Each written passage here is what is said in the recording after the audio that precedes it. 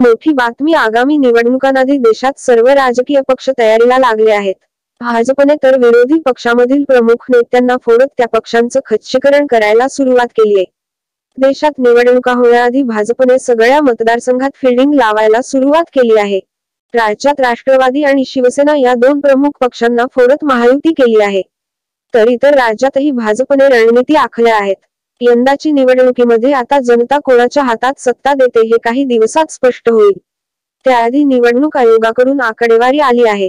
देशात एकूण 96.88 कोटी मतदार असल्याचं निवडणूक आयोगाने सांगितलं आहे. जगातील सर्वाधिक मतदार भारत देशामध्ये असल्याचं निवडणूक आयोगाकडून सांगण्यात आलं आहे.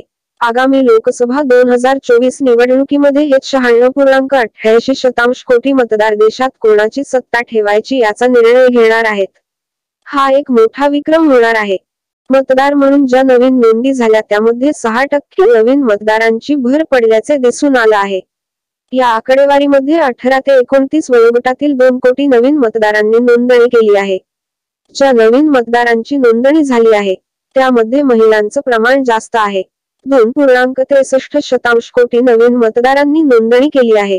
त्यापैकी 1.41 कोटी महिला मतदार आहेत. तर यातील पुरुष मतदारांची संख्या केवळ 1.22 कोटी आहे.